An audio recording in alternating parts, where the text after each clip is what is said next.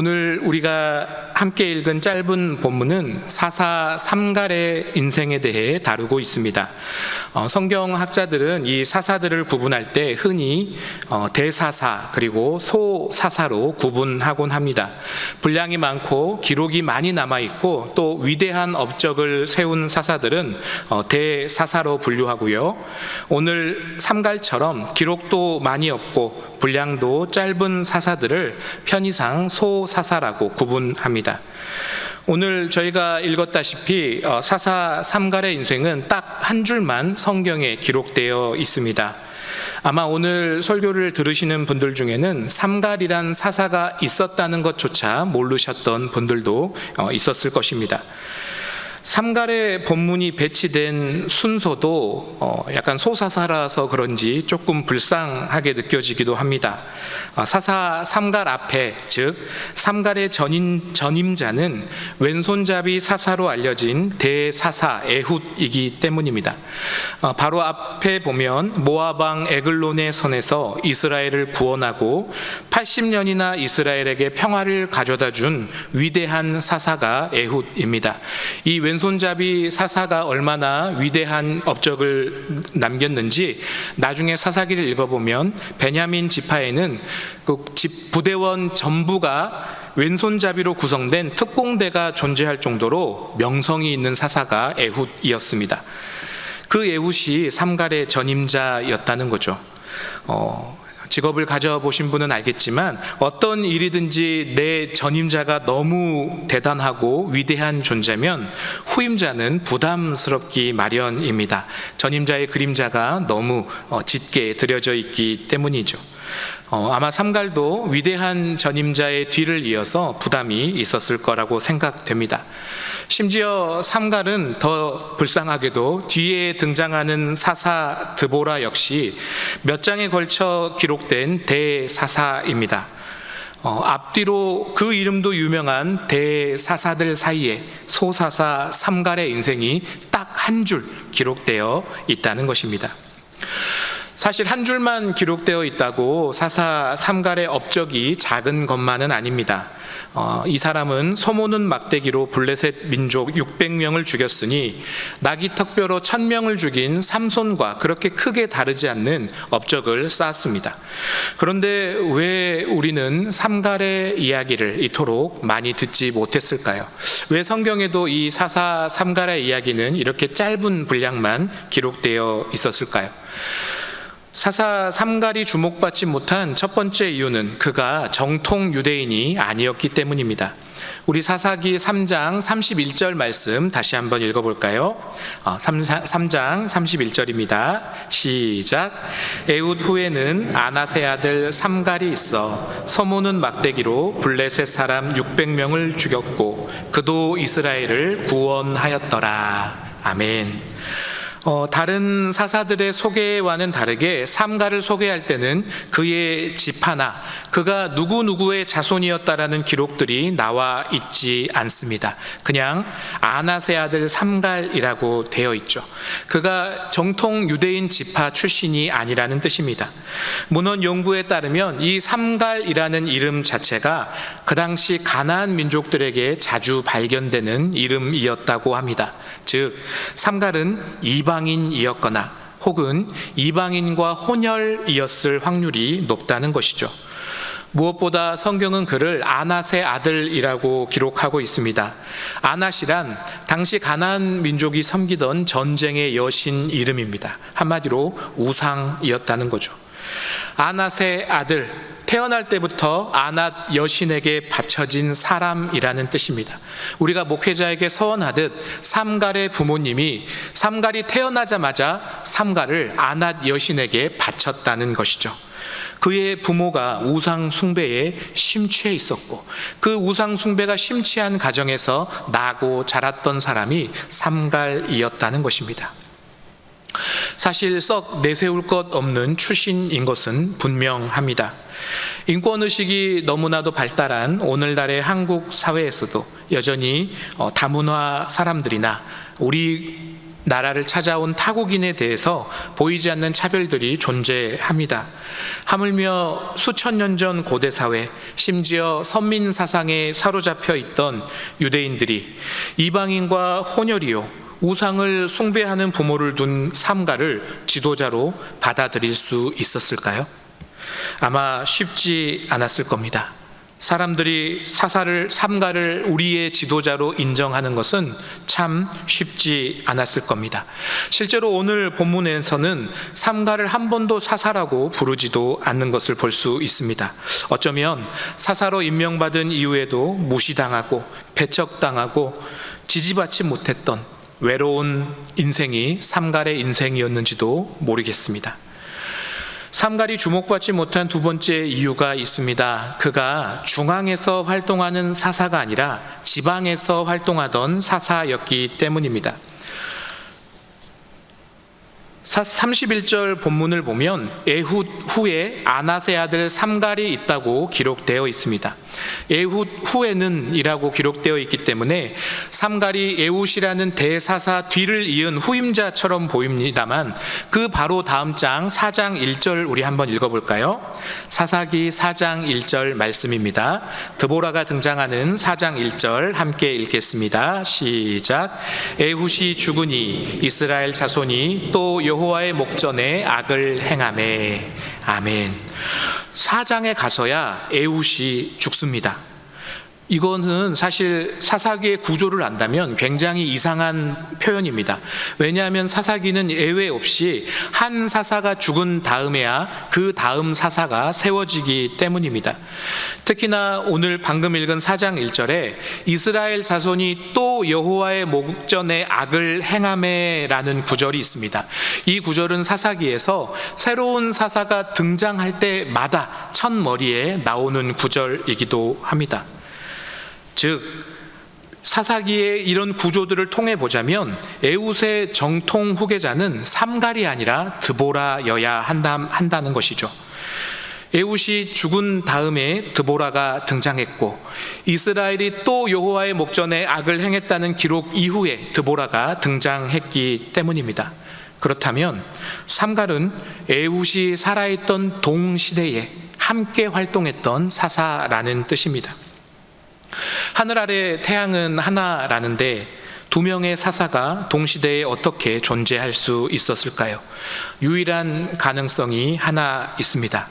여러분 혹시 뛰어난 인재가 태어나는 것으로 유명한 보성군 유러면에 있는 문양리라는 마을을 혹시 아십니까? 제 고향입니다. 뛰어난 인재가 태어나기로 유명한 그 마을 제 고향이죠. 그러나 이 마을 이름 혹시 들어본 적 있으신가요? 아마 이런 작은 시골 마을은 같은 전라도 사람이라도 많은 경우 이름 한 번도 들어보지 못했을 겁니다. 오늘 본문에서 사사 삼갈이 활동했던 지역 역시 이름이 기록되어 있지 않습니다. 그것은 이름도 기록되지 않을 만큼 작은 산골 마을, 속된 말로 깡촌이 사사 삼갈이 활동했던 지역이라는 뜻입니다. 즉 사사 에훗은 중앙에서 활동하는 사사, 지금으로 따지면 국가의 대소사를 결정하는 대통령 같은 지도자였고 사사 삼갈은 저기 어디 시골 마을 이장님 같은 위치의 지도자였다는 뜻입니다. 그러니 삼갈에 대한 기록이 적은 것 너무 당연합니다. 그는 이스라엘 민족이 아니었습니다. 출신이 좋지 못했습니다. 그를 지지해줄 지파라는 배경도 없었습니다. 평생 이방인 출신이라고 손가락질 당하며 살았습니다. 그의 삶은 단 한 번도 역사의 중심에 서보지 못했습니다. 사람이 크려면 수도로 가야 된다는데 그는 단 한 번도 중앙에서 활동해 보지 못한, 이름도 알려지지 않는 시골 변두리에서 평생을 살았던 사람입니다. 세상사에는 세 가지 연이 중요하다고 하죠. 혈연, 지연, 학연입니다. 그러나 그 어떤 것도 삼갈은 갖추지 못했다는 것입니다. 앞뒤로 대사사들 사이에 낀 것도 불쌍한데, 한 줄짜리 인생인 것도 불쌍한데, 아무것도 내세울 것도 자랑할 것도 없고 주목받지도 못한 인생이 삼갈의 인생이었다는 거죠.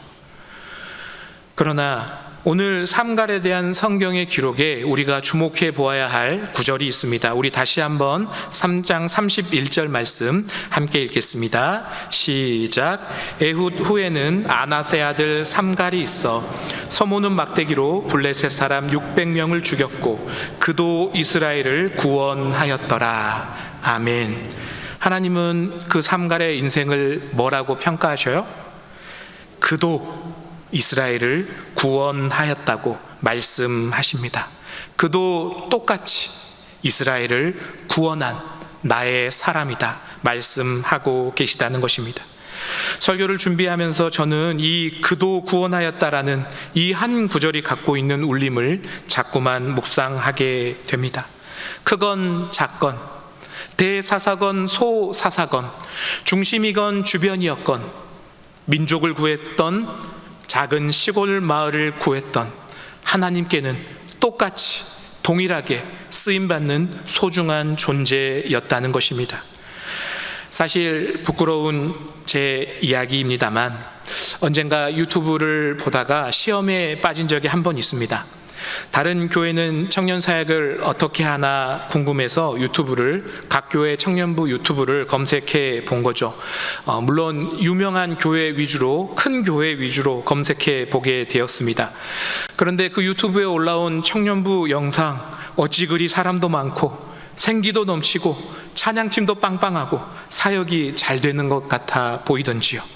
심지어 청년부 설교를 전하시는 목사님 설교를 보았는데 설교 내용은 둘째치고 너무 잘생긴 거예요.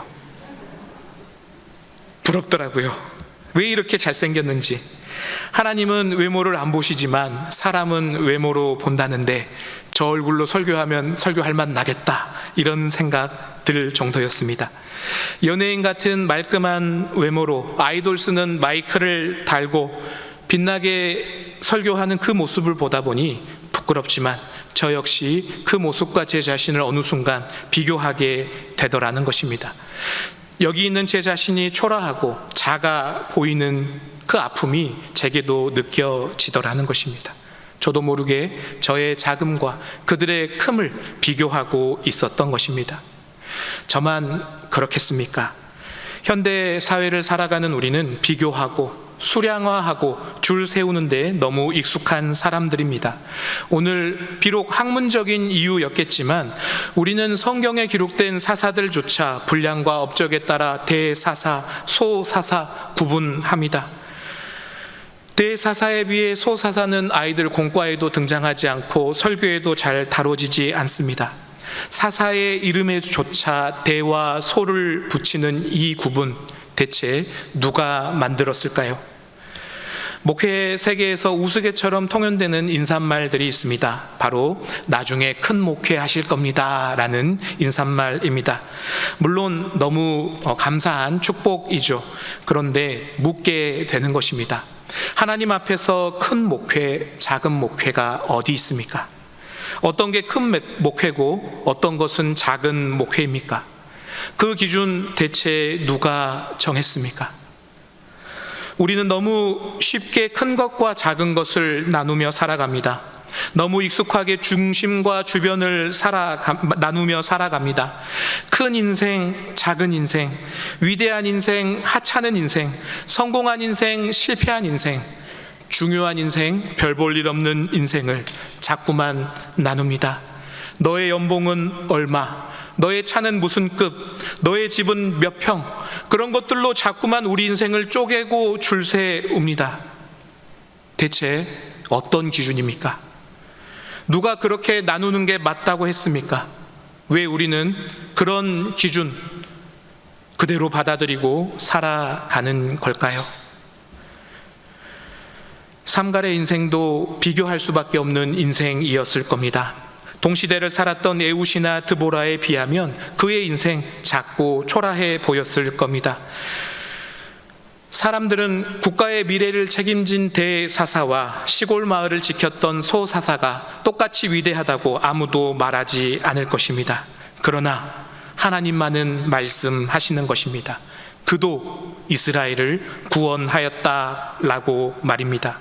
세상은 삼가리 깡촌 출신의 좋지 못한 신분을 가졌다고 말하지만 하나님은 그도 하나님의 손에 붙들려 신실하게 쓰임받았던 존귀한 자녀라고 말씀하시는 것입니다. 이것이 우리 인생을 바라보시는 하나님의 시선이라고 믿습니다. 이 거대한 세상 속에 오늘 말씀을 전하는 저나 여러분이나 그저 지방에 살아가는 이름 모를 성도 하나, 성도 둘에 불과할 것입니다. 우리는 어쩌면 믿음의 역사, 위대한 역사를 일으키기보다는 우리에게 이미 있는 믿음도 지키는 것도 힘들어하는 평범한 성도들일지도 모릅니다. 그러나 하나님께서 오늘 말씀하십니다. 그런 평범한 성도 하나하나의 인생 또한 하나님은 주목하시고 붙드시고 사용하셔서 당신의 거룩한 나라를 이루어 가신다고 말입니다. 우리 인생을 향한 하나님의 말씀이 들립니다. 너는 작지 않다. 너는 짜투리가 아니다. 너의 평범함을 통해서 나는 일하고 있다. 그렇게 말씀하시는 하나님의 음성이 저와 여러분의 마음에게도 새겨지기를 소망합니다. 언젠가 제가 가르쳤던 청년 한 명이 결혼하고 아이를 낳았습니다. 저보다 일찍 결혼해서 제가 배신자라고 많이 놀렸던 청년인데 이제 아이를 낳다 보니까 우울증이 찾아왔던 겁니다. 늘 그 청년 자매는 엄청나게 열정적으로 활동하며 의미 있는 삶을 살고 싶어서 늘 도전하던 자매였습니다. 그런데 계속해서 말도 못하는 아이와 하루 종일 보내다 보니 자꾸만 우울해지더라고 기도를 부탁하며 전화가 왔습니다. 그 하루가 어떤 의미인지 아이를 키워보지 않은 저는 잘 모르지만 그 아픔을 깊이 묵상하며 기도할 때 그 자매의 마음을 어떻게 위로할까 기도하던 중에 하나님께서 저에게 시 한 편을 떠오르게 하셔서 어떤 시를 한 편 그 자매에게 보내주었습니다. 그 시의 이름은 나태주 시인의 마당을 쓸었습니다 라는 시입니다. 그 시 한 편 나누고 싶습니다. 마당을 쓸었습니다. 지구 한 모퉁이가 깨끗해졌습니다. 꽃 한 송이가 피었습니다.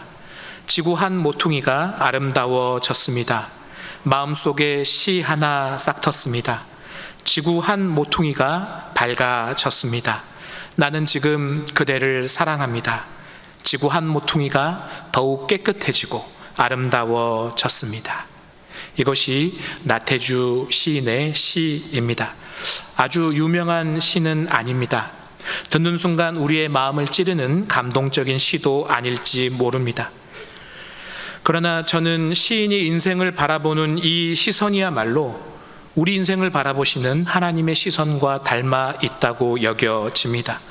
내 집 마당을 쓰는 것 사실 사소하고 일상적인 평범한 일입니다. 거대한 환경 오염 앞에서 그 빗자루질 아무것도 바꿀 수 없는 작은 일에 불과할지 모릅니다. 그러나 시인은 내 마당을 쓰는 그 작은 빗자루질이 온 지구를 깨끗하게 한다고 믿습니다. 내 집 앞마당을 쓰는 작은 일이 온 지구가 회복되는 거대한 아름다움과 연결되어 있다고 노래하고 있는 것입니다. 길가에 꽃 한 송이 피는 것 한 계절도 못 넘기는 일입니다.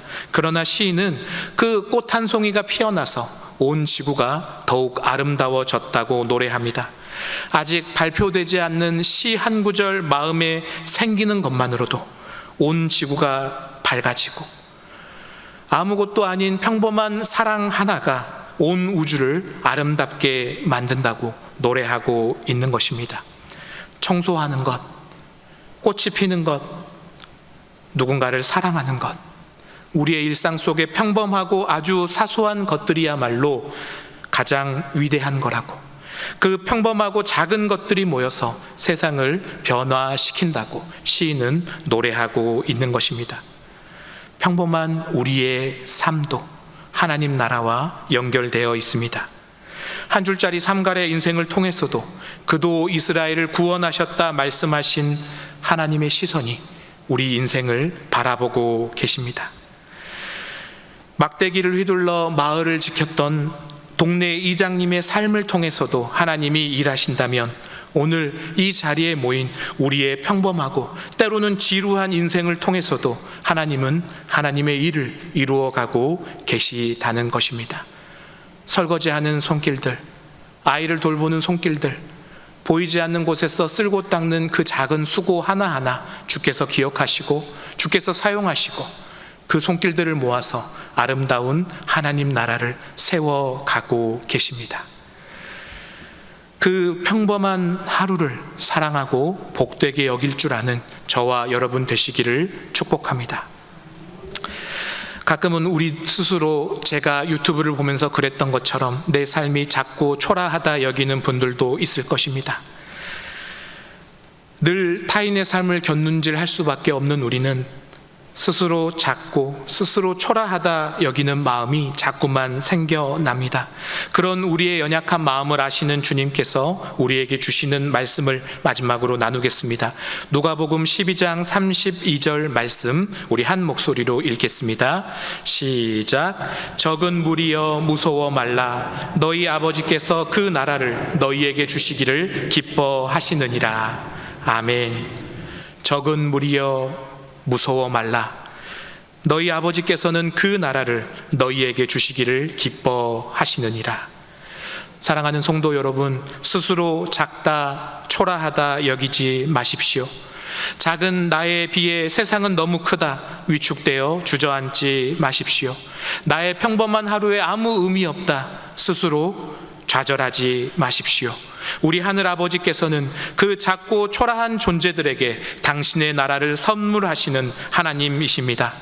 성실하게 주어진 그 하루를 살아내는 평범한 사람들에게 하나님은 하나님 나라를 선물하십니다. 엄청난 믿음의 역사가 아니라도 좋습니다. 우리 삶의 터전에 마주치는 이웃에게 작은 미소 하나 보내면 됩니다. 하나님은 그 미소를 통해 하나님의 선하심을 세상 가운데 이루실 것입니다. 음식을 먹고 철저히 분리수거하는 수고 한 번이면 족합니다. 하나님은 그 수고를 통해 망해가는 창조 세계를 다시 깨끗하게 회복시키실 것입니다. 하나님은 그런 평범한 사람들의 작은 수고, 작은 하루하루를 모아 지금도 당신의 나라를 이루어 가시는 줄 믿습니다. 그러니 작은 일상은 없습니다. 초라한 삶도 없습니다. 우리는 위대함의 일부로 가장 복되고 귀한 하루를 살도록 부름받았습니다. 작은 마을을 지켰던 삼갈처럼 우리도 우리에게 주어진 삶의 자리를 믿음으로 지켜내는 위대한 베델의 성도님들 되시기를 주님의 이름으로 축복합니다. 하나님이 여러분의 인생에 함께 하실 것입니다. 함께 기도하겠습니다. 사랑하는 하나님, 때로 우리의 삶이 참 작아 보일 때가 많습니다. 의미 없어 보일 때도 있고 겨우겨우 버티는 이 하루가 도대체 어떤 의미가 있는지 자랑할 것 하나 없는 저희가 참 보잘것없어 보일 때도 많습니다. 그러나 하나님, 그 작고 평범한 우리의 하루를 주목하시고 모으셔서 당신의 나라를 이루어 가시는 분이신 줄 믿습니다. 하나님께서 귀하게 붙드시고 사용하실 인생이오니 우리 스스로를 작다 초라하다 여기지 않도록 우리 마음을 지켜 주옵소서. 우리에게 주어진 오늘이 얼마나 귀하고 복된 것인지를 늘 헤아릴 수 있는 믿음을 허락하여 주옵소서. 오늘 우리에게 주어진 하루 존귀하고 복된 하루오니 다가올 또 한 주의 삶에도 주어진 삶의 자리를 믿음으로 지켜내는 위대한 삶을 살아내는 저희들 될 수 있도록 은혜 베풀어 주시옵소서. 감사드리며 예수님 이름으로 기도드립니다. 아멘.